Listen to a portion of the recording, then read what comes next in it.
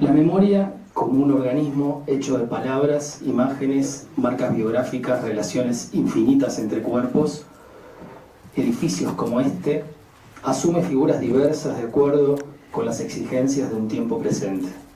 Hoy la memoria aparece como un límite al autoritarismo de nuestro tiempo, que consiste en la desregulación completa de la vida, y con ello su exposición al escarnio del rendimiento total, última etapa del neoliberalismo. Hoy se intenta instalar la idea de que todo se puede vender, como hace más de 4 décadas se practicaba otra libertad, aquella de los torturadores, asesinos, genocidas, desaparecedores, que reza: todo se puede hacer con otro cuerpo. Esa libertad de los perpetradores se construyó desde una escalada previa de palabras y frases, esa idea de que todo se puede decir acerca de otro, tanto como de prácticas anticipatorias. La memoria que quisiéramos convocar hoy, como en un ritual que hace su conjura al borde del abismo, tiene que ver con el límite, con la convicción antropológica, ética y política de que no todo se puede decir, hacer ni vender cuando se trata de los otros, en tanto forman parte del sentido de lo que somos y nos pasa. Estamos frente a una fuerza que no atenta contra el Estado simplemente, sino contra la sociedad, contra la idea y posibilidad misma de una trama social de la que pueda decirse que entraña alguna forma de bien común. Ya lo decía Margaret Thatcher, la sociedad no existe. Hoy, en la antesala de una elección que debemos hacer desde la derrota, porque lamentablemente nuestra derrota ya ocurrió, nos toca usar el voto como una herramienta contra la cara coyuntural del fascismo y del negacionismo, para seguir peleando, albergando un imaginario de lo común contra esas palabras de hierro de Thatcher, desde las pasiones que sepamos heredar de nuestras madres de Plaza de Mayo. Voy a leer unas pocas líneas.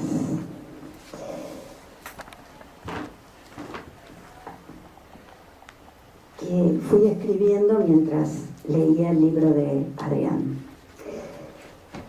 En tiempos de urgencia, cierto temor y temblor recorre nuestros cuerpos.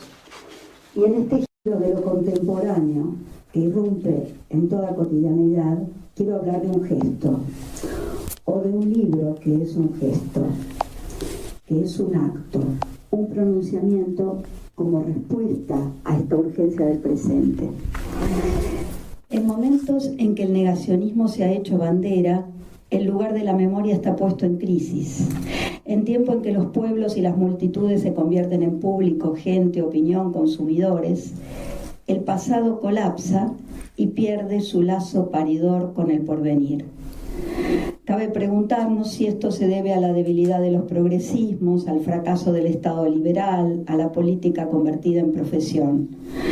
En todo caso, como dice nuestro autor, Adrián Kanji, nos encontramos en el intervalo entre la imagen huella y la imagen tumba. Este es un libro escrito en los tiempos de la imaginación desgarrada, es acto de resistencia e invención simultáneamente. No se trata de comunicar o de informar, sino de inventar otros modos de decir, no solo para no caer en el olvido, sino para que la memoria no se haga fetiche. El primer acto del negacionismo es sostener que las narrativas son simétricas, que todas tienen un mismo valor, que no hay modo de diferenciarlas. La tragedia que estas narrativas implican es que carecen de un soporte fuera de sí mismas. Disuelto el orden simbólico, desaparece el registro mismo de lo real y solo quedan palabras convocatorias de imaginarios infinitos. Todo puede ser dicho, nada tiene sentido, no hay sinsentido. La pregunta se vuelve apremiante. ¿Cómo funciona la máquina que desata las pulsiones de vida y de muerte? ¿Cómo quedamos adheridos a relatos que podamos creer o no a voluntad? Si las vacunas no previenen las enfermedades, nos gastamos todo el dinero del préstamo del FMI en una fiesta o no hay 30.000 desaparecidos, entonces entramos a un mundo de fantasmas sin retorno, donde la palabra se desmorona en su impotencia. Solo valdrán las frases y movimientos espasmódicos repetidos hasta el infinito en la sociedad del espectáculo. Pero este libro gesto se desplaza con profusión en dos tratamientos de lo imaginario. El primero es el que denuncia como artilugio del negacionismo. Relatos tramados por palabras vaciadas, infladas de nada, sin ningún anclaje en los cuerpos, imaginario como veladura, ocultamiento y disfraz. Pero un segundo uso o momento es el que se despliega en las poéticas y los ritmos que se oponen a ese narrativismo vacuo. Poéticas del cine, de la literatura, del sonido que recuperan los ritmos de los cuerpos. Una poética militante para evitar que los signos caigan en manos del poder. Función imaginaria de la ficción que es capaz de crear otros mundos. La primera apelación acuciante para estas poéticas es: ¿qué lugar tiene el arte del cuerpo en un país de cuerpos desaparecidos? ¿Cómo hacer poesía en nuestra América nacida del exterminio y la desaparición en sus comienzos mismos? Estas poéticas responden: el dolor es una fuente de potencia, porque el acto de producción en cualquier lenguaje puede operar como resistencia si se sitúa en su cuerpo tierra y se obliga a crear desde el acontecimiento. Una poética como síntoma, sí, pero también como revuelta. Y Adrián recorre los poemas, los relatos, los ensayos que exigen no ser expulsados de nuestras propias palabras para que la zozobra del tiempo presente no devore los restos de cordura. Cordura, digo, de cordis, corazón, y no sometimiento a la normalidad. Pero también esas poéticas se hacen cargo de algo extraordinario. Se oponen a la libertad absoluta del decir. Cuidado, si se puede expresar cualquier cosa, vamos derecho a los campos de exterminio. El arma más grande de los totalitarismos es disolver la memoria, presentando lo real como un increíble en una especie de habladuría sin fin. ¿Cómo puede usarse una escuela de mecánica como escuela de tortura? Un hospital como centro de distribución de niños privados de su identidad. Una cancha de fútbol como espacio de reclusión de opositores. Es tan increíble que lo real se desvanece en el aire. El negacionismo tiene la perversa habilidad de transformar los cuerpos en cosas y las cosas en espectros. Y pareciera que no hay argumentación, prueba documental o ejercicio lógico que pueda poner en duda o ratificar con certeza un relato en relación a otro.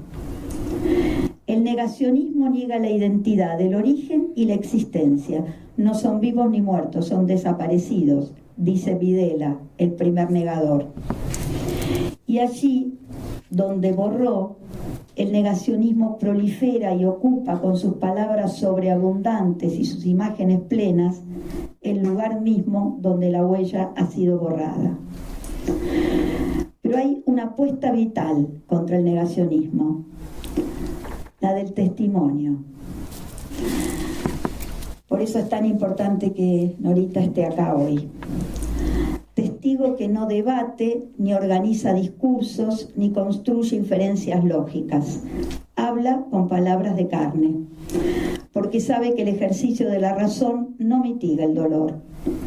Lo que hace el testimonio es decir no a la proliferación de sonidos e imágenes en el frío glacial de los medios y se mete en los intersticios entre imágenes y palabras. Esta es la poética que el libro obra, el libro gesto, rescata.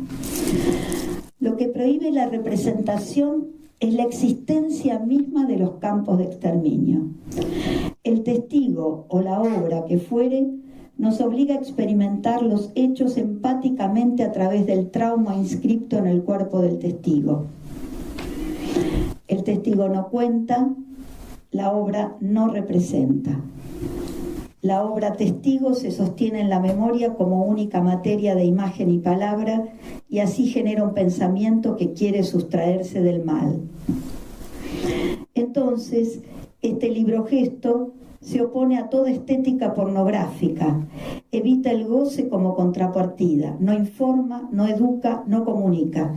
En todo caso denuncia, como lo hizo Arendt aterrada, la condición banal del mal, la eficacia administrativa de los funcionarios de la gestión de los cuerpos en su tarea de reducción y cosificación. Otra vez nos preguntamos por el lugar que ocupa no el verdugo que imaginamos gozoso, sino el sujeto apático que cumple obedientemente la ley. Son solo pasiones tristes que inmolan la potencia de un cuerpo singular. Entonces, nuevamente insistimos, luego de 40 años de democracia, que no se trata del ejercicio de la razón, sino de la vieja empatía que sabe de la imposibilidad de ponerse en el lugar del otro y sin embargo lo intenta una y otra vez.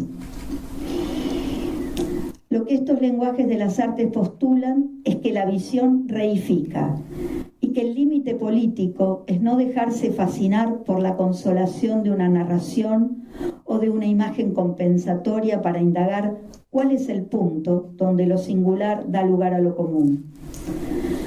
Se trata, dice Adrián, de soportar lo imposible de la escena originaria, la que solo se puede vislumbrar velada, la que se consuma no en la música, sino en el grito o el silencio, como liberación de las fuerzas inorgánicas que atraviesan lo orgánico que somos. Y entonces, la única manera de contrarrestar el negacionismo y que se propone el pensamiento creador es arrojarse al agujero negro de la memoria, es dejar que el testigo sea el vocero de los miedos, es enredar las matrices perceptivas en el ritmo respiratorio nuestro americano, es reinventar lo que ha sido una y otra vez, es volver a las imágenes de la materia para comprender la historia política, es retornar a las cicatrices emocionales donde hay algo que nunca cierra, es hundirnos en el entrelugar oscilante, sensible, que pesa en el naufragio de la propia razón. Para eso no hay otro modo que venir nuevamente aquí, a la ex ESMA, escuchar, llorar, soportar que no hay vida sin la marca del dolor físico o histórico. Y nunca, nunca separar la representación del afecto, porque ir contra el negacionismo es despertar una emoción que no es del orden del yo, sino del acontecimiento. La emoción es colectiva, no le pertenece a ningún yo, no queda adherida al narcisismo de nadie, pertenece a una comunidad política que se encuentra con su rostro enigmático en las figuras poéticas de su enunciación. Y todo eso para armar una reserva sensible en la constitución de una historia por venir, para percibir en la oscuridad del tiempo la potencia de invención que une lo singular y lo común, para preservar lo que no quiere ser representado, la presencia de la ausencia, para salir del horror paralizador y hacer lazo con el porvenir, impidiendo que las ausencias nos maten. Porque como dice este libro Gesto, el pasado le habla al futuro a través de aquellos que han indagado en los últimos días de la humanidad. Gracias. Bueno, gracias por invitarme y por obligarme a recorrer el libro, porque la verdad que fue fuerte recorrerlo. Es un libro potente, la verdad. Como potente me parece que es además haber elegido este sitio para presentarlo. Porque nos estamos presentando en la ESMA, ¿no? Un centro clandestino que, como dice bien el libro, es posiblemente el centro más famoso y emblemático del proceso represivo de la dictadura genocida. Un sitio un centro clandestino de detención que funcionó entre marzo del 76 y noviembre del 83, que dependía en última instancia del almirante Macera y que estaba a cargo del contraalmirante Rubén Chamorro y del Tigre Acosta, y por el cual pasaron un conjunto bastante importante de célebres represores del genocidio de la Argentina, como Astiz, Cavallo, Pernía, Silingo, Donda, represores que fueron famosos respecto a la tortura y a toda la muerte que trajeron en la Argentina. Y la verdad que siempre que me ha tocado venir acá a la ESMA, siento una sensación doble. Por un lado, una especie de escalofrío y estremecimiento, porque la verdad que es difícil transitar por acá sin pensar en el dolor acumulado, en los gritos que han transitado por estas paredes y por estos pasillos,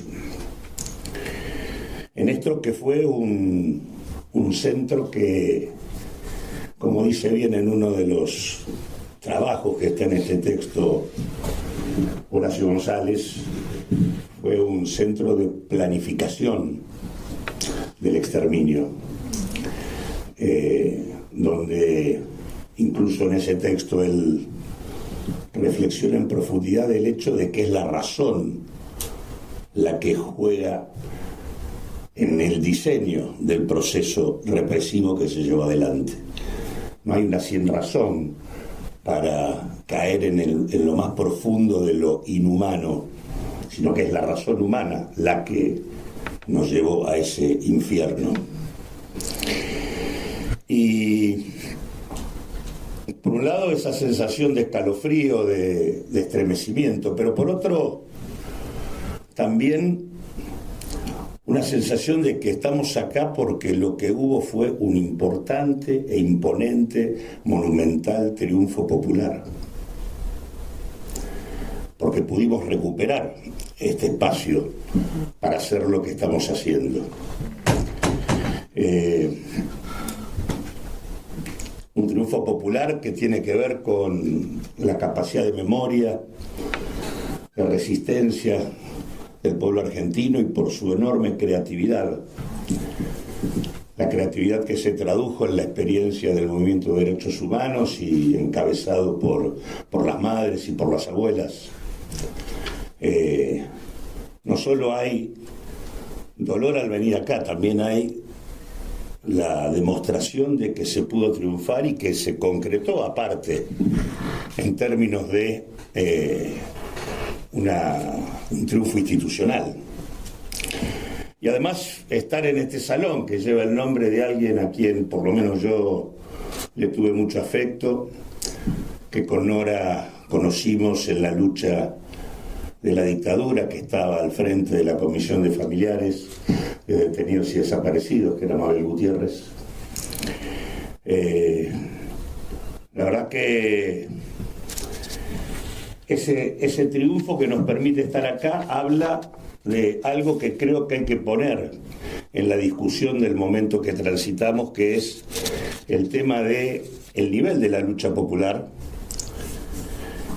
y la evolución del desarrollo institucional nuestro. Porque acá hubo lucha y concreción, y en marzo del 2004 se logró que en un acuerdo entre el Estado Nacional y el gobierno de la Ciudad de Buenos Aires, este edificio se transformara en un sitio para la memoria. Lucha popular y desarrollo institucional, que son claves que me parece que hay que tener en cuenta para pensar el problema que nos plantea la discusión del negacionismo hoy. El texto que ustedes tienen, si lo quieren recorrer, empieza con las reflexiones de Chantal Maillard, reflexiones sobre el dolor, ¿no? haciendo una muy profunda distinción entre lo que se puede elaborar a partir del sufrimiento y lo que no se puede elaborar a partir del dolor. Sigue con dos testimonios en paralelo, casi confrontados. De un lado, el testimonio de Victoria Villarruel y de su historia familiar, y del otro lado el testimonio de Estela Carlotto y de su historia familiar, puestos en relación con el hecho que hacía mención Ariel respecto al tema de esa posibilidad que el sistema institucional le brindó de poder hacer un homenaje a las víctimas del terrorismo, como así lo plantearon, y que en la práctica no fue otra cosa que un homenaje al golpe y una reivindicación de la dictadura genocida. El texto sigue con una conversación entre Ariel y Miguel Benazayac, una conversación donde se toca un punto que mencionó acá Alejandra y que se lo toca en profundidad, que es este intento permanente de establecer una simetría entre lo que son las experiencias de las organizaciones armadas y lo ocurrido con ellas, y del otro lado el terrorismo de Estado.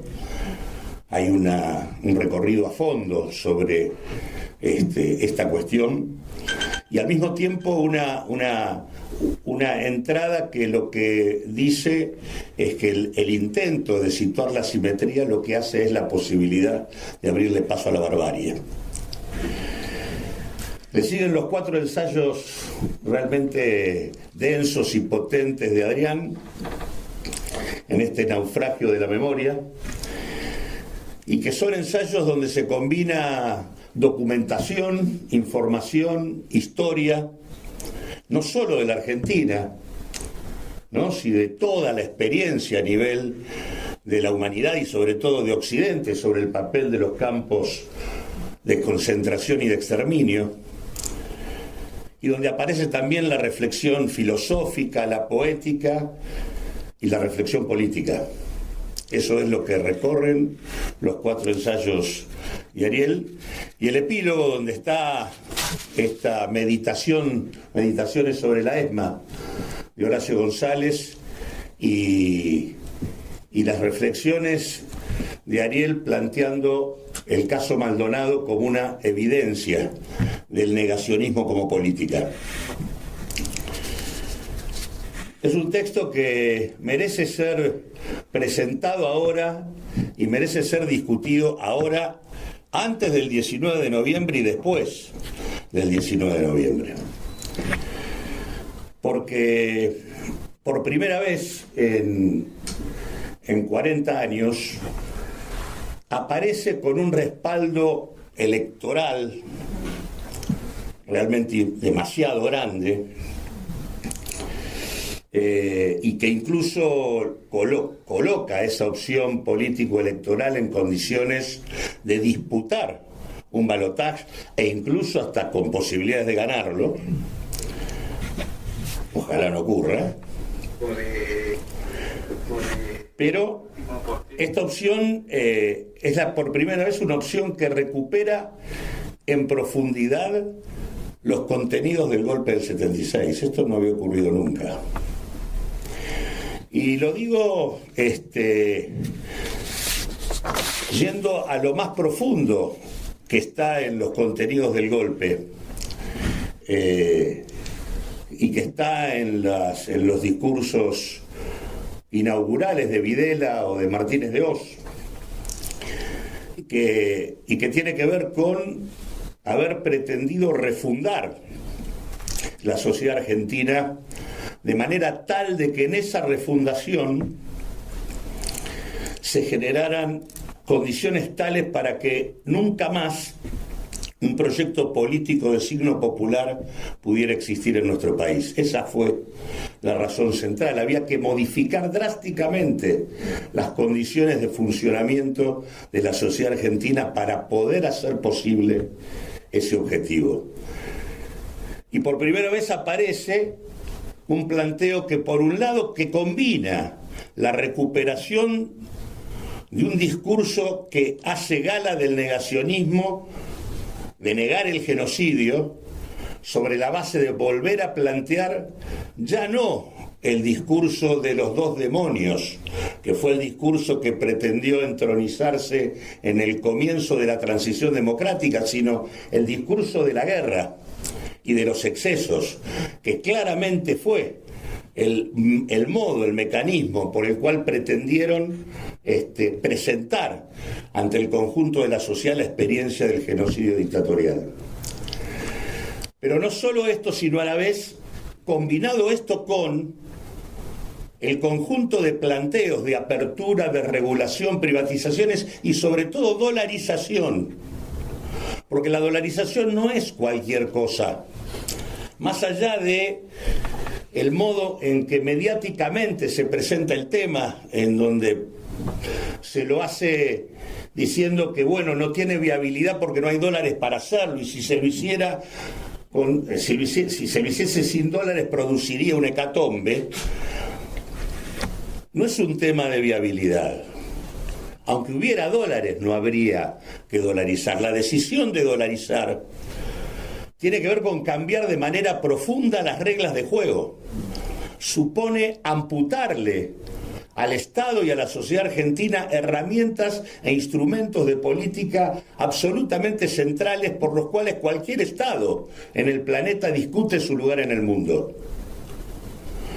Por lo tanto, es también la decisión de un punto de no retorno, lo que en todo caso se pretende con una formulación de esta naturaleza. Es un intento de construir una sociedad que quede inerme frente a la voracidad del capital financiero internacional. Ese es el objetivo. Desmoronar cualquier tipo de resistencia bajo los mecanismos que sean y garantizar que la sociedad quede inerme frente a ese tipo de lógicas y funcionamiento. Y retomo aquí lo que dije antes. Por eso creo que hay que pensar en el nivel de las luchas populares, en el nivel de nuestras organizaciones, de sus direcciones políticas, de sus orientaciones y del proceso institucional que hemos tenido en estas 4 décadas. Y me cuelgo de algo que dice Benazayag en la página 23, en donde en realidad dice, esto no es una pelea por la historia. Dice, si por el colador de la historia pasa esto, no estamos hablando del pasado, estamos hablando del presente. Este es el tema de fondo. Y lo dice, la historia se puede pensar desde una suerte de impredictibilidad del pasado, en el sentido de que aquello que vuelve del pasado tiene siempre que ver con el presente, con el nivel de luchas, con lo que se está diciendo, haciendo, pensando. Por eso esta no es una pelea por la historia. Si por el colador de la historia pasa esto, no habla del pasado sino del presente, es decir, de lo que se puede hacer y dejar de hacer ahora. Milei y Villarruel ¿están utilizando los mecanismos democráticos para restablecer elementos de la barbarie que conocimos? Hay que planteárselo seriamente, porque están utilizando eso que vuelve del pasado y que es un síntoma de la debilidad del presente. Y yo creo que ese es el punto que hay que tocar, porque el presente habla de que estamos terminando un ciclo. Se está acabando un ciclo político en la Argentina. El ciclo político que nació con la crisis del 2001 está terminando y no está terminando de la mejor manera. Es un ciclo en donde las coaliciones de mayorías que nacieron luego del 2001 se están diluyendo. Y en donde hemos ingresado en un proceso de fragmentación y de realineamiento político que se expresa no solo en la implosión que podemos ver de la fuerza de Juntos por el Cambio, sino que también lo vemos en el nuevo perfil y realineamiento que vive la propia fuerza de lo que hoy se denomina Unión por la Patria. Y creo que es absolutamente entendible este final de ciclo sobre la base de ver que lo que ha pasado en la última década es que dos coaliciones políticas, una de signo neoliberal y otra de signo popular, las dos han fracasado en una cuestión central, que es el tema de las condiciones de vida de la sociedad argentina. Y hace una década que las jubilaciones, los salarios, la pobreza, todo tiene una sola tendencia: deterioro de las condiciones de vida de la población, aumento de la pobreza y del hambre en la Argentina. Incluso en un contexto de aumento de la actividad económica como la que hubo desde el 2020 al 2022, los niveles de ampliación de la desigualdad han dado como resultado que, a pesar de que hay mayor riqueza, la pobreza y el hambre no solo lo ceden, sino que suben.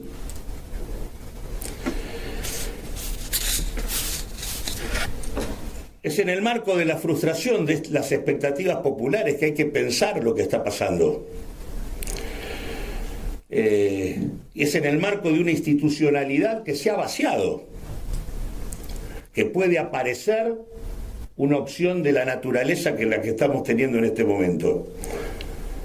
Ya no basta elegir representantes periódicamente para pensar que la democracia está consolidada.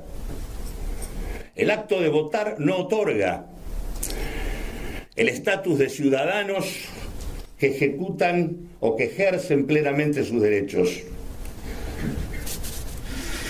Si se amplía la desigualdad, si crece la pobreza, si crece la indigencia, si el 28 o el 30% de la población busca trabajo todos los días, porque o no lo tiene o si lo tiene no le alcanza.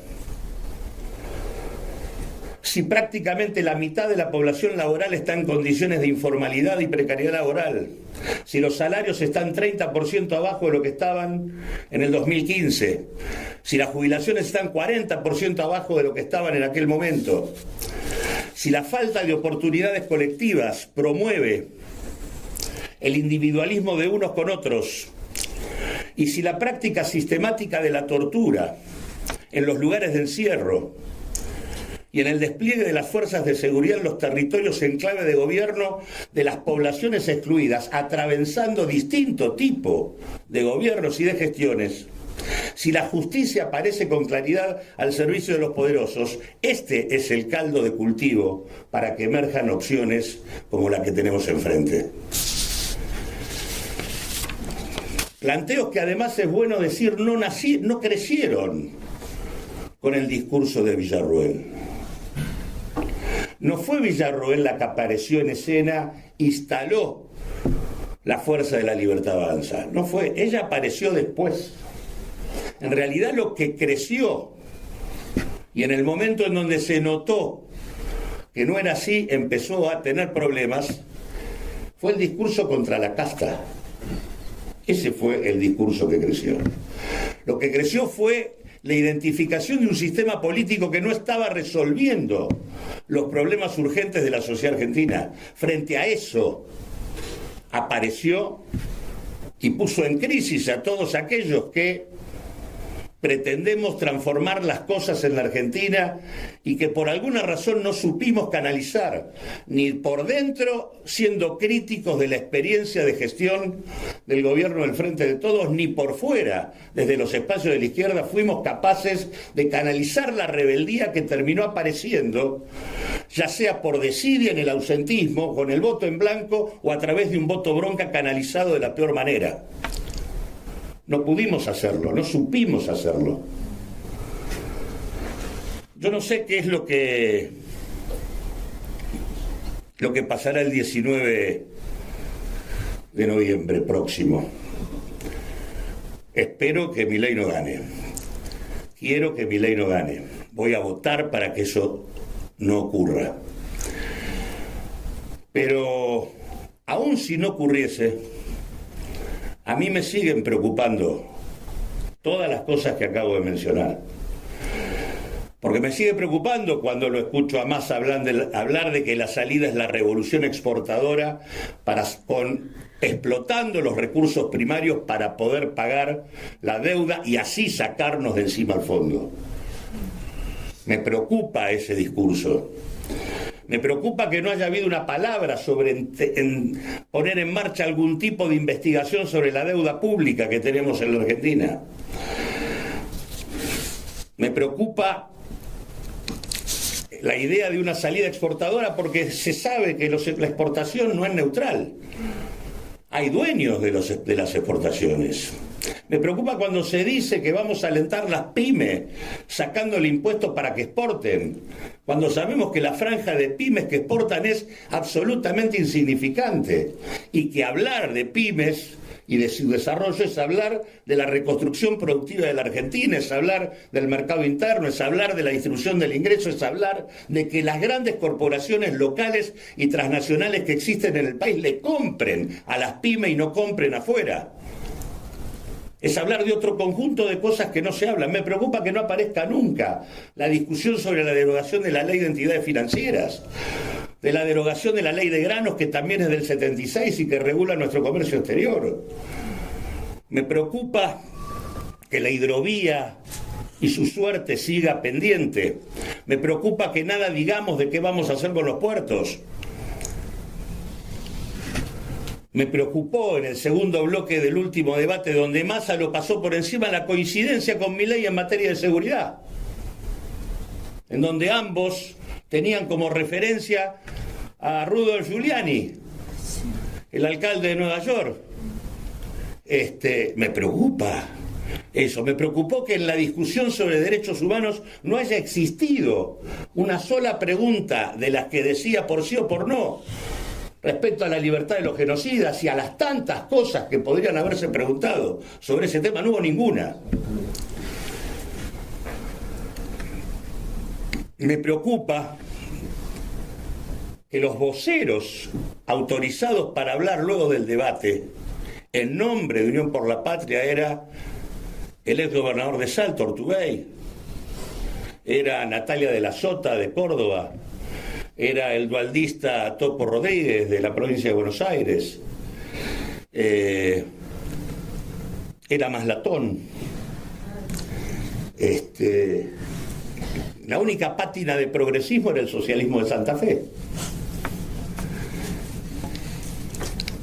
Aunque no gane Milei, el solo hecho de que esté disputando el balotaje habla de una derrota. Y habla de la debilidad de las luchas populares y de una discusión profunda sobre la orientación política que estamos teniendo para intervenir en este momento de la Argentina. Y habla esto del proceso que ha vivido el vaciamiento permanente de las instituciones, que cada vez parecen más alejadas de tener algo que ver con la cuestión de lo público y el interés común, de eso que se llama Estado. Yo creo que esto es lo que debe interpelarnos para plantearnos nuevos modos de construcción política, esto de reinventarnos, que también planteaba Alejandra, y hay una frase final acá en el texto que me parece que en el final lo dice Ariel: en una coyuntura que reúne bajo la forma de candidaturas presidenciales la negación de un crimen de Estado, como el caso de Santiago Maldonado, con la negación del terrorismo de Estado en un acto legalizado por la legislatura porteña, tal vez no sea posible persistir en los modos que hasta ahora conocimos. Las madres fueron nuestras maestras y lo siguen siendo ahora. Por eso acá está Nora. Ahora que nos toca reinventarnos, de eso se trata, reinventarnos para poder profundizar en serio la democracia en Argentina. Muchas gracias. Hablar de negacionismo, de hablar de desaparición forzada, hablar del terrorismo en este espacio es realmente muy, muy fuerte, ¿no? Se siente en el cuerpo. Y en este relato de Ariel sobre el caso de Santiago, en este libro, es perfecto, diríamos, ¿no? Porque negar es el verbo imprescindible para que se constituya una desaparición forzada. Es el verbo. Sin negar no existe una desaparición forzada. Ustedes saben que el Código Penal es un catálogo de verbos, porque justamente lo que el Código Penal hace es describir conductas prohibidas. Entonces, cada delito es un verbo, es la realización de un verbo. Y para que finalmente esta conducta prohibida sea o no un delito, alrededor de este verbo hay preguntas. Hay que formularse preguntas. ¿Qué? ¿Quién? ¿Cómo? ¿Dónde? ¿Para qué? ¿Qué consecuencias?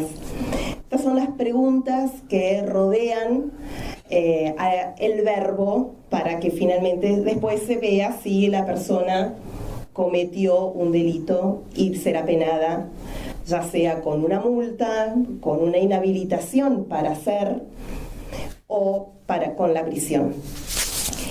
En el caso de la desaparición forzada, el verbo negar necesita dos preguntas que son imprescindibles, que es ¿qué y quién? ¿Qué se niega y quién niega? Estas dos preguntas son fundamentales para saber si estamos frente a una desaparición forzada. ¿Y qué se niega? Se niega el destino, el paradero de una persona. Se niega que esa persona ha sido privada de su libertad, ha sido trasladada a algún lugar de manera involuntaria. Se niega saber, se niega informar dónde está esa persona, cuál ha sido su destino.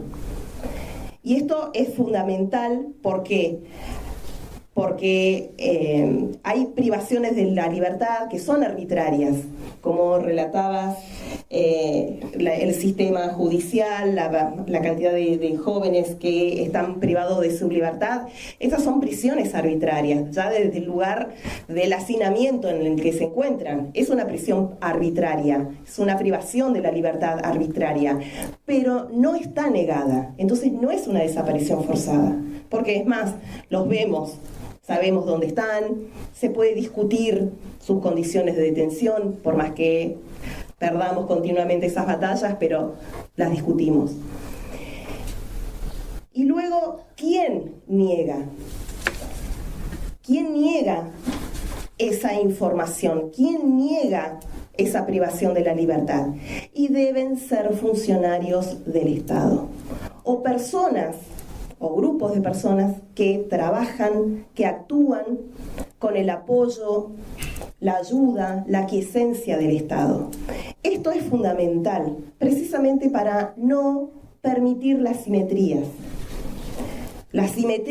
que habilitan a que cualquiera pueda cometer una desaparición forzada. No cualquier persona puede cometer desaparición forzada. Es necesario la privación de la libertad de una persona, negar dónde se encuentra, negar su paradero, pero que además quien ha cometido esta privación de la libertad, quien niega, son funcionarios del Estado o que trabajan con la ayuda del Estado.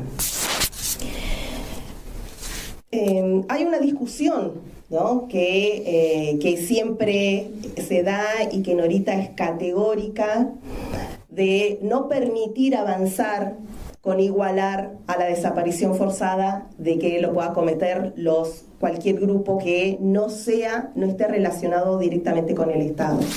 Hay, por ejemplo, México o Colombia tienen legislada la desaparición forzada y que la puede cometer cualquier persona, no solamente los funcionarios del Estado. Y eso, para mí, sinceramente, es un fracaso que da cuenta de la cantidad de desapariciones que continúan cometiéndose en estos países. En Argentina no. En Argentina el Código Penal establece que la desaparición forzada la cometen los funcionarios o personas que trabajan con el Estado. Y en el caso de Santiago, precisamente, ¿por qué nosotros seguimos sosteniendo que Santiago fue víctima de desaparición forzada? ¿Por qué? Porque primero desconocimos su paradero durante 78 días.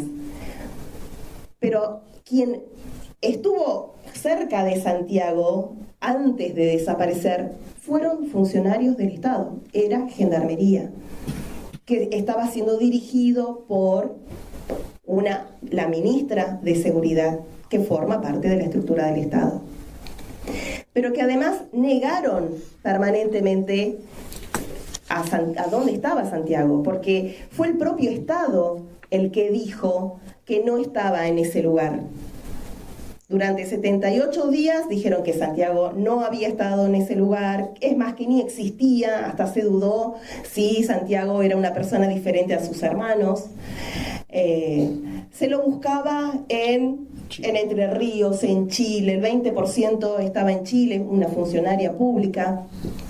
Más de 400 expedientes rodearon en la causa, donde ahí pasaban, donde se escondía, precisamente con la cantidad de expedientes, la cantidad de expediciones que se hacían para buscar, comitivas que se hacían para ir a buscar a Santiago en diferentes lugares, mientras rastrillaban el río y nos decían una y otra vez, acá no está, acá no está. Y de repente aparece su cuerpo. Estas son las condiciones que establecen, por las que nosotros seguimos sosteniendo que Santiago fue víctima de desaparición forzada, porque el hecho de haber aparecido su cuerpo sin vida no hace desaparecer la desaparición.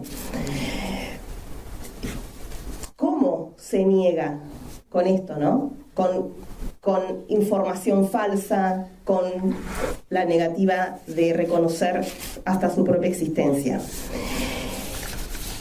Pero la desaparición forzada en Argentina recién tuvo estatus de delito, recién se lo reprimió como tal en el año 2011. Desde el año 1983 hasta el año 2011, el Estado, los legisladores, los políticos, las organizaciones, no exigieron la tipificación del delito de desaparición forzada. Porque, según la comisionada de la Comisión Interamericana de Derechos Humanos, informó en mayo del año 2011 ante la Corte Interamericana, en el juicio que llevamos adelante por una desaparición forzada en el año 2003 en Comodoro Rivadavia, donde estaban todas las condiciones que vos describiste, del 2001 al 2003, todas esas condiciones estaban dadas y se produjo una desaparición forzada en Comodoro Rivadavia.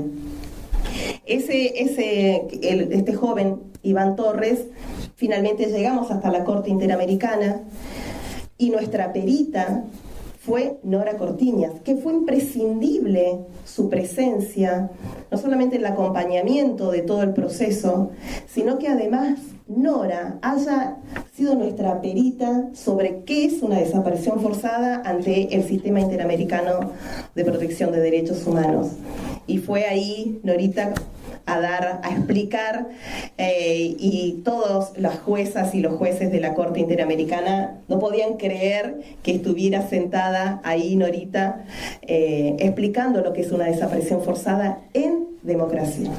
Porque esta es una de las deudas de la democracia, haber reconocido que el sistema democrático por sí mismo no garantiza nada.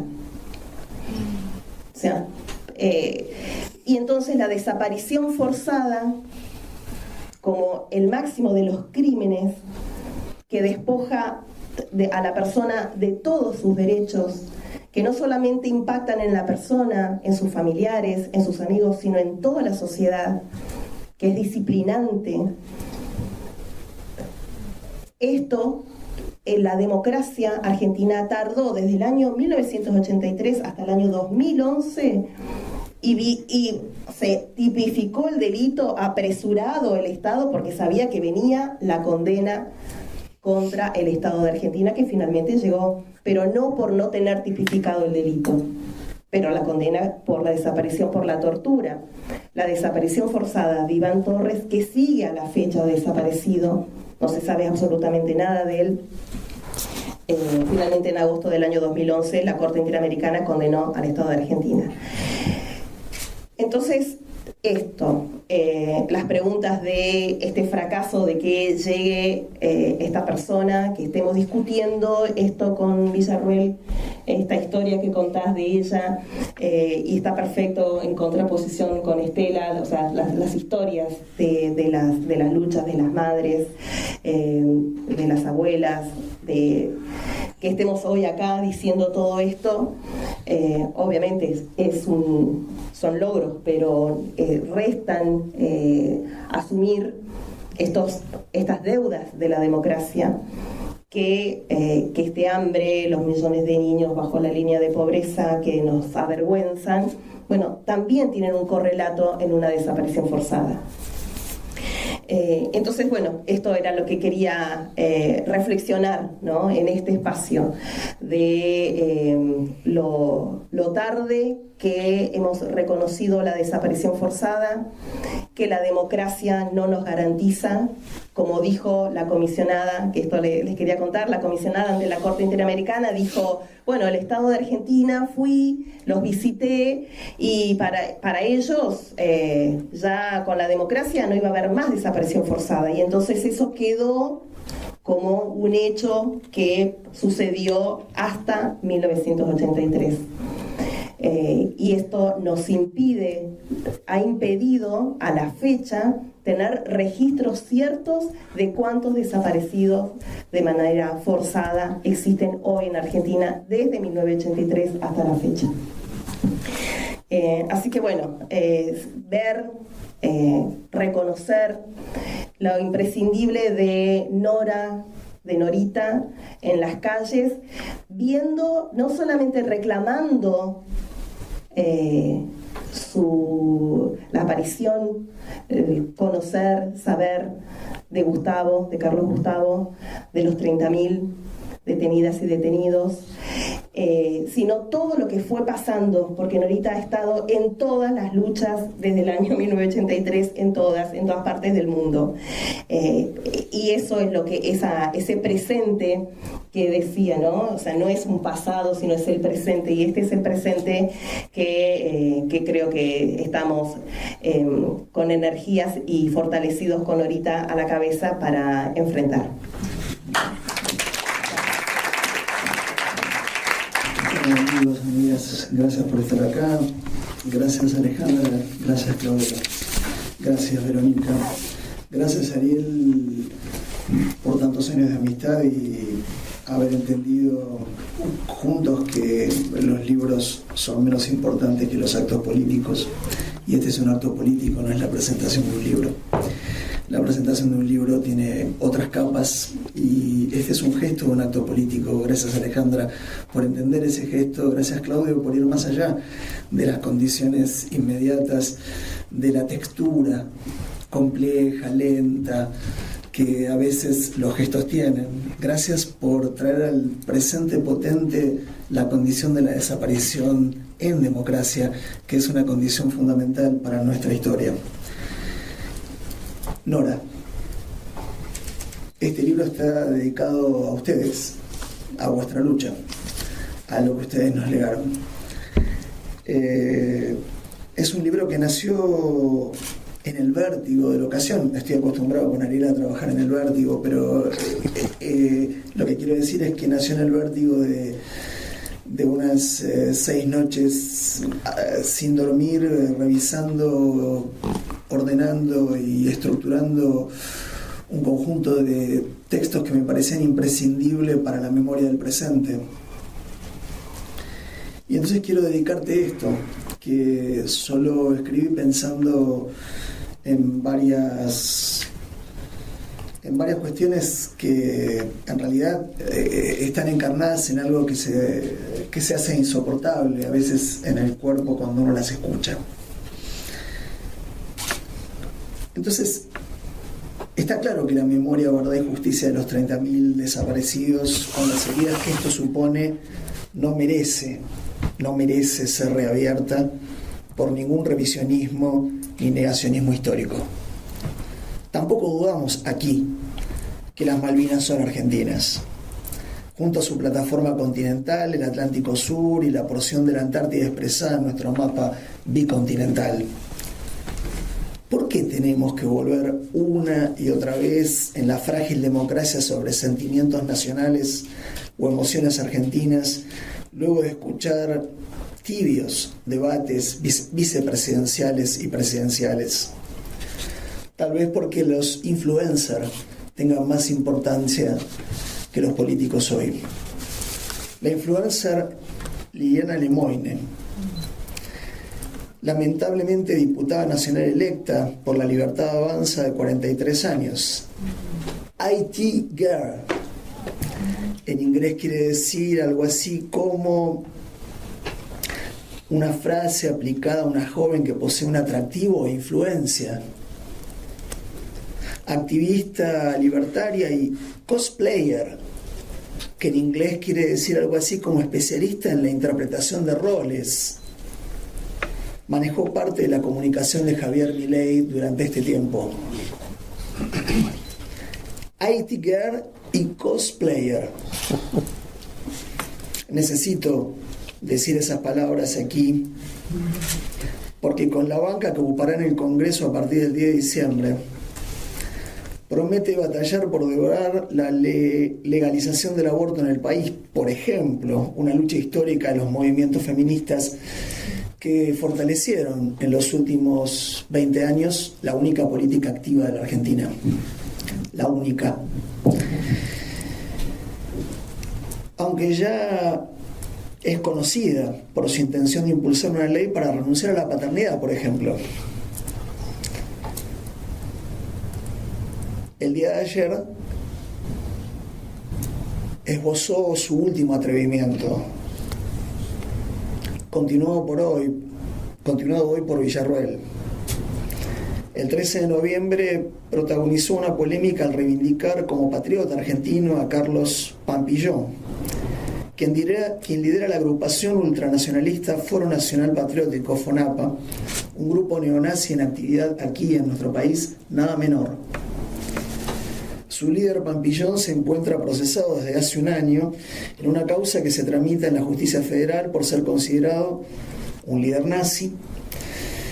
Esa causa está cursada en Mar del Plata y es parte querellante la DAIA. Sin embargo, en su cuenta de ex Twitter, la futura legisladora, que pagaremos todos los argentinos por los próximos 4 años, compartió un video del dirigente ultraderecha donde este llama a poner las pelotas en favor del capitán Iván Volante, actualmente retirado de las Fuerzas Armadas y en proceso por sus dichos, quien expresó fuertes cuestionamientos, no a la política Agustín Rossi solamente en el debate vicepresidencial, sino a la corrupción argentina inherente a querer legislar a las Fuerzas Armadas. Lemoyne planteó luego del debate presidencial que Pampillón insiste el mensaje de un patriota y cuestionarlo, supuso, es una de las tantas mordazas ideológicas a los que la derecha argentina está sometida. ¿Qué pide el supuesto patriota? Accionar desde dentro y fuera del ejército para respaldar un activismo contra los actores políticos ladrones. Ese es el enunciado claro y preciso. Desde adentro y desde afuera. Ahora conocemos ese desde adentro y desde afuera porque atraviesa toda nuestra historia argentina. Lo curioso es que en el mismo posteo, claro, porque esto ya no es por libros o por cartas, es por posteos, varios seguidores le advirtieron a Lemoyne por los antecedentes de Pampillón, aunque ella los minimizó, enunciando simplemente esto: no sé, solo tomo sus palabras, por lo demás que lo juzgue la justicia. Ante tanto desaforo de la palabra, tanta confusión sobre los límites del llamado a accionar, tanto negacionismo y revisionismo reclamado, me siento herido en mis emociones como argentino. Por eso escribí este libro, herido. Pero acuerdo con Claudio en el conjunto de sus palabras. Lo que está en crisis es todas las caras de esto que se ha distribuido en los últimos 40 años de historia, pero en los últimos 20 sin lugar a dudas. Entonces aquí no es en cualquier lugar, es aquí, es un deíctico, y aquí quiere decir aquí en el lugar del dolor. Aquí tomamos la palabra como un soplo.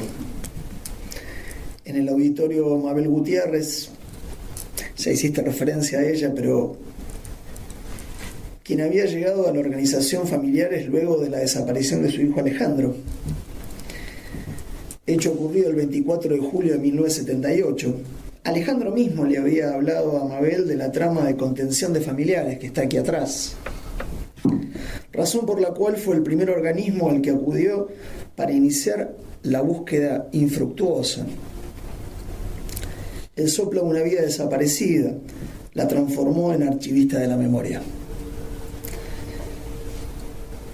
El fondo documental que generó y conservó en su domicilio hasta su fallecimiento en 2009 fue donado en 2013 al Archivo Nacional de la Memoria por su hija Ana Claudia, poseedora hasta ese momento de la documentación. Estamos hoy en un archivo, estamos sentados sobre un archivo, y este espacio es el lugar de un archivo. Hoy toda esa documentación es de acceso público y gratuito, como aún lo son nuestras universidades nacionales, tal vez por poco tiempo. Así de mano en mano, de susurro en susurro, de archivos caseros a espacios públicos, se conserva la memoria común en las nuevas instituciones que la comunidad inventa ante el naufragio del proceso de reorganización nacional cívico-militar. Aquí, en el Archivo Nacional de la Memoria, creemos que solo el destello de la memoria viva y actualizada, cuando es sentimiento nacional de una memoria colectiva, puede evitarse el borramiento del revisionismo y del negacionismo que enfrentamos en el presente, para que el pasado retorne como irrupción. Repito eso, para que el pasado retorne como irrupción y como tiempo que emerge de la grieta, de aquella grieta que se tragó el cuerpo de las víctimas. Tomamos la palabra con precaución y prudencia, eso nos enseñó Spinoza, en un tiempo de desmesuras. Pero lo hacemos desde el cuenco de la voz del testigo, en este sitio de la memoria que hoy puedo llamar C. Ex ESMA. Aunque lo hacemos con firmeza y compromiso histórico, en homenaje a los gritos que nos antecedieron también aquí. Aquellos gritos de terror, aquellas muertes y desapariciones, nos piden firmeza y recuerdo. Es aquí donde los muertos demandan a los vivos: recuerden y cuenten, recuerden y cuenten, recuerden y cuenten. No solamente para combatir los campos de exterminio bajo estado de excepción jurídica, sino para que nuestra vida, al dejar de sí una huella, conserve su sentido. Por eso está dedicado a vos, Norita. Nuestra palabra apenas es un soplo ante el dolor de aquellos desterrados en este otro mundo. Porque aquí abajo de este mundo hay otro mundo. O simultáneamente en este mundo hay otro mundo. Ese otro mundo, me gustaría llamarlo, la ordalía de un océano nocturno y sin afuera. Todo resto de palabra, cualquier pretensión de obra, es aquí una oración sagrada. No hay un libro, hay restos, hay gestos, como dijo Alejandra, donde el orador muestra y nunca demuestra. No tiene nada que demostrar, no puede demostrar, solo muestra. Mostrar no es nada más que el muestrario de lo monstruoso, la mostración de lo que aquí aconteció.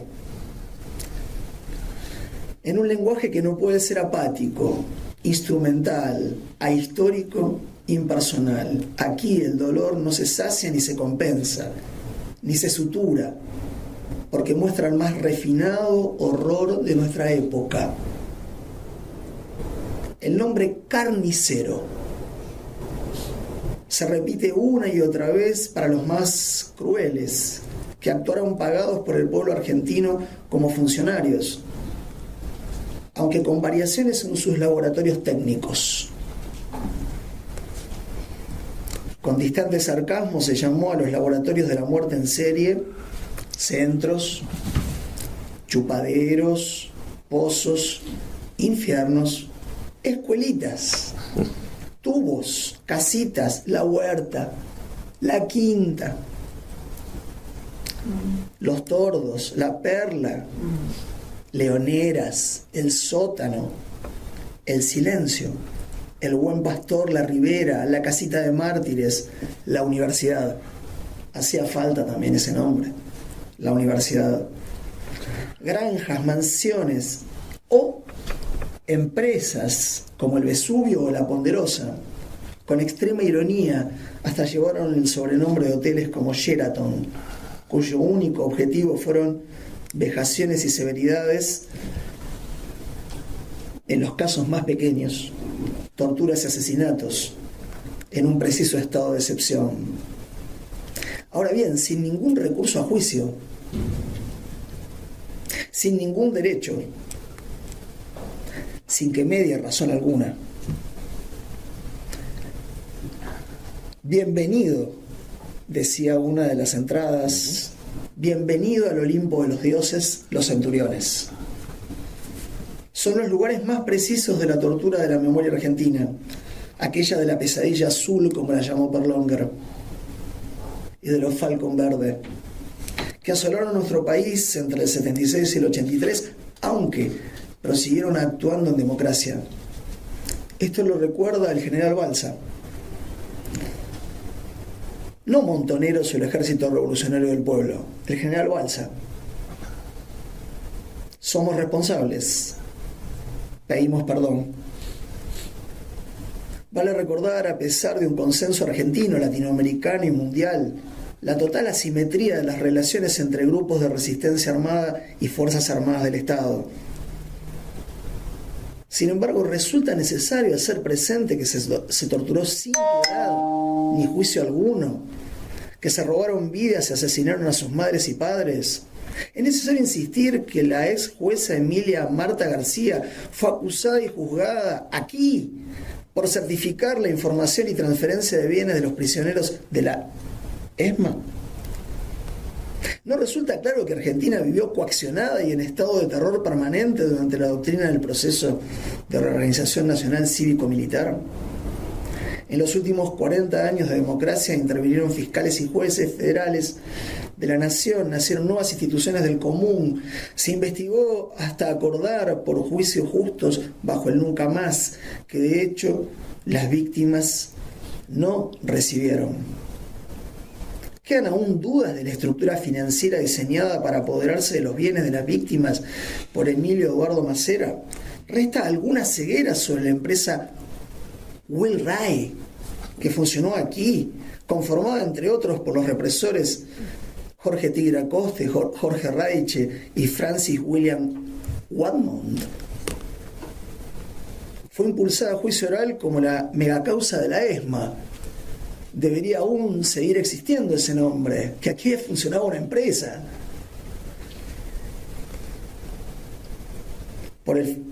Quienes la llevaron a juicio fueron el fiscal Eduardo Dayano y el juez federal Sergio Torres, remitiendo las acusaciones al Tribunal Oral Federal 5, donde la ex jueza Emilia Marta García resulta acusada por cooperar con la estructura financiera diseñada por Macera.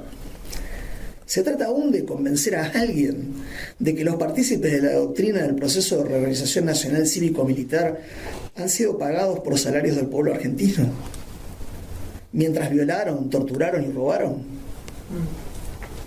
Solo hace falta recordar la historia documentada para responder a Milei, Villarruel, Mondino o Lemoine. Las heridas comunes, como las emociones nacionales, no se sacian con maremotos ideológicos de odio contra el pensamiento de quienes atestiguaron y atestiguan el recuerdo y la memoria frente al negacionismo y revisionismo. Sobre todo, como dice Carlotto, ante aquello ya acontecido, declarado y juzgado, ya acontecido. Aquí sucedieron hechos como una mano que toma una vida sin derecho y un cuerpo que es desgarrado bajo la ley marcial en estado de excepción. Luego vinieron relatos de carniceros que sacrificaron cuerpos como necrófagos, donde la agresividad y la ferocidad se derramó como la lava de un volcán. Aquí, en este espacio sagrado de la memoria, escribir es más que vagar, es morir y sobrevivir cada vez. Nos gustaría responderle con este libro y esta acción a Milei, Villarruel, Mondino o Lemoine. Sagradas son las 30.000 vidas torturadas y desaparecidas en nuestro suelo. Sagradas son las víctimas de Calama bajo la dictadura de Pinochet. Sagrados son los cuerpos de los 43 estudiantes asesinados en Iguala. Sagrado es lo que se opone al desmembramiento de la persona humana. Nuestra memoria pide no borrar el nunca más ante los sacrificios sangrientos y ante la vida que no nos pertenece. Pide recordar que la crueldad fue sostenida en nombre de la potencia violenta o de la inflamación del odio. Agradezco a la filósofa y poeta Chantal Maillard, tanto como Alejandra González, con quien tengo una amistad ya de más de 10 años, porque ambas me enseñaron lo mismo. Pero Maillard me acompañó para iniciar este libro con uno de sus últimos libros, Filosofía en los días críticos, en el que escribe: una herida es la guerra, y que las heridas nunca acaban en sí mismas, se llaman unas a las otras, y sobre todo en un tiempo que considera lastre a los cuerpos. La corpografía de las torturas quedó grabada a fuego en los testimonios del nunca más. Perdónenme por tener que recordar esto, pero es imprescindible. Sabemos lo que esto significa para la memoria del siglo del horror que nos antecedió, en el que la crucifixión formó parte, aquí, de la tortura en las parrillas. El mordaz testimonio de Guillermo Marcelo Fernández, con el que cerró la presentación de pruebas sobre la mansión Seré, y que volvió sobre donde se comenzó a practicar la crucifixión de las parrillas, la ESMA, da cuenta de estas prácticas. Pero lo cito a él. ¿Y el Tano? Qué personaje grosero el Tano. Pegaba fuerte el Tano. Un día al grito de hijos del diablo, agarró un látigo y empezó a pegarnos. Son todos judíos, decía. Hay que matarnos. Nos obligó a rezar el Padre Nuestro. A Claudio Tamburini se le había hecho un blanco. Me lo dijo y se lo recité. Y así fue esa especie de orgía religiosa que había organizado el Tano. En las prácticas de las capuchas, entre gritos y silencios, violaciones y picanas, en la tortura de la pecera, que se exhibe ante otros torturadores en proceso de aprendizaje, se siente la angustia y terror de los cuerpos de las víctimas. La tortura es el arte del desmembramiento. Nada pasa en otro lugar que en el cuerpo y por el grito. Uno reconoce al fascista, Nora, en el grito. Viva la muerte. Toda persona que dice viva la muerte es un fascista. Todo en mí se ofende cuando veo formas de un culto cualquiera de la muerte. Me importa un bledo de dónde provengan. Porque eso es el fascismo, eso es la tiranía. Cuando una sociedad insiste en un estado de tiranía, vive en el límite de una carnicería. Espera el acontecimiento que pueda extinguirla o liberarla por la muerte y por la sangre. Allí donde el miedo y el desamparo, la pobreza y la desadherencia. Gracias por todos los datos, Claudio, y por toda la precisión con la que los contaste. Han llegado a un estado de extrema madurez como la nuestra. Miedo y desamparo, pobreza y desadherencia. A 40 años luz de una democracia luchada y conseguida. Se nos revela la tristeza y el silencio que se extiende entre nosotros, a pesar incluso de que la historia con mayúscula nos avale. El lugar en el que se desarrolla la historia es el país donde insisten las sacudidas físicas y los desaparecidos siempre pendientes, que piden de nosotros motivos, implicación y tono. Recuerden siempre esto: motivos, implicación y tono, para poder atestiguar una vez más que el nuestro, es el país del destierro, de los campos de exterminio y de los vuelos de la muerte. Un relato me deja sin aire. Una experiencia eriza mi piel. Entré a las capuchas de esta escuela de mecánica de la Armada, hoy ex ESMA, con los arquitectos que colaboraron con la organización de la memoria para su devolución a la sociedad civil. Estaba vacío el sitio y me guiaba una pregunta: ¿dónde estuvo Pablo Míguez? Nora, ¿dónde estuvo Pablo Míguez? Su nombre camina por esta tierra arrasada. Su nombre, el del niño torturado y desaparecido a los 14 años, sintetiza todas las violencias. La del concentrado de horror de los centros clandestinos de detención argentinos. Recorría el espacio antes de la apertura al público en un vértigo que cambió mi cuerpo. Temí no ser digno de esos pasos. Mi cuerpo produjo un salto sobre el mismo lugar y comprendió, como en una oscura conformidad, la necesaria defensa de lo simbólico. Algo me hacía señas y me esperaba. Experimenté la muerte como lo que está en una relación extrema con mi cuerpo. Todas las violencias llevaban el nombre de una sola violencia: Pablo Míguez. Solo había visto una foto carné, de un perfil sereno, de mirada calma, de cabello oscuro, que tapa las orejas, y de un cuello de la camisa por fuera de su suéter. Luego Lila Pastoriza, sobreviviente del horror, divulgó su historia. Compartieron capuchas y pecera, tormentos y sufrimientos. Bajo el letal Plan Cóndor, no se sabía qué hacer con él. Fue torturado delante de su madre. Aquí. Y claro, sin ninguna justificación, solo pudo decirse, y esto parece haberlo declarado el Tigre Acosta: había visto demasiado. Secuestrado el 12 de mayo de 1977 por un grupo operativo del ejército que buscaba a su madre y su pareja, militantes del Ejército Revolucionario del Pueblo. Es el que perteneció Miguel Benazayaga. Terminó en La Matanza, en el centro del Vesubio. Luego vivió en los altillos de la ESMA. Pablito, como se lo llamaba en los campos, se pierde en la niebla del silencio. Nunca se supo si desapareció en Valentina Encina o en los vuelos de la muerte. En vida, los últimos pasos libres de Pablo fueron en la escuela en Lomas de Zamora y en la industrial en Avellaneda. Pasos interrumpidos en la noche del horror.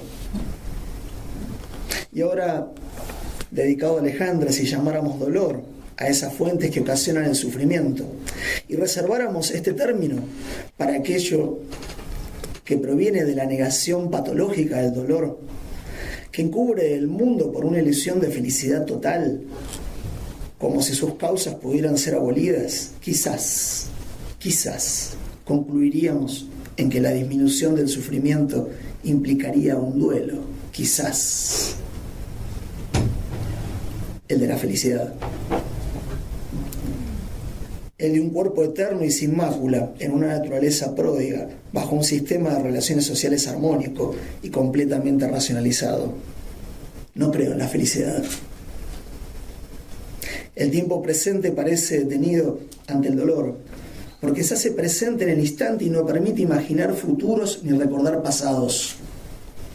El dolor construido en presente, siempre físico, duele en el cuerpo como un tajo que hiere la unidad imaginaria que somos y la hace estallar en fragmentos en la génesis misma de lo simbólico. No hay palabra ni imagen que pueda recubrir ese agujero de carne que el dolor abre en el cuerpo. Frente a esa imposibilidad de que lo simbólico haga su trabajo de duelo, lo imaginario multiplica, como dijo Alejandra, desmesuradamente sus veladuras y sus producciones. Dolor es el nombre de huellas, cicatrices, rastros, restos, por los que aparece o desaparece la posibilidad de un mundo. Por eso, cuando vayan al Parque de la Memoria y miren la estatua flotando en el río, o la escultura, para decirlo en términos técnicos, llamada Reconstrucción del retrato de Pablo Míguez de Claudia Fontes, ahí se abre el siglo XXI. En nuestras costas rioplatenses de barro y plata, como memoria de los vuelos de la muerte. El hombrecito que camina sobre el agua. Así como la memoria popular lo conoce, mira la línea de horizonte desde su figura flotante, fija u oscilante sobre las aguas del naufragio argentino. Al mirar la reconstrucción del retrato de Pablo Míguez, siempre de espaldas al espectador, voy redondeando, sí, siempre de espaldas al espectador, se actualiza en la memoria aquel otro nombre de aquel niño llamado Urbinek, del que habla alguien que no resistió y saltó por la escalera y se suicidó. Urbinek es aquel niño desaparecido en Auschwitz sin haber aprendido ninguna lengua a los 4 años. La vergüenza de ser hombres y mujeres es el otro nombre de la banalidad del mal. Es la especificidad absoluta del dolor que singulariza. Y cuando éste se hace inhabitable, nos rodean e insisten los lenguajes intolerables del sufrimiento, como miserable compensación que impide, por su veladura, cualquier pregunta en carne viva. Quiero leerles un pequeño poema para terminar, porque me parece que necesito salir de la asfixia.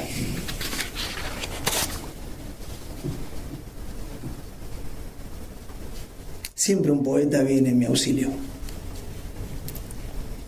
En este caso, podría haber venido uno argentino, pero vino uno que también se suicidó, solo que se suicidó en el Sena, Paul Celan.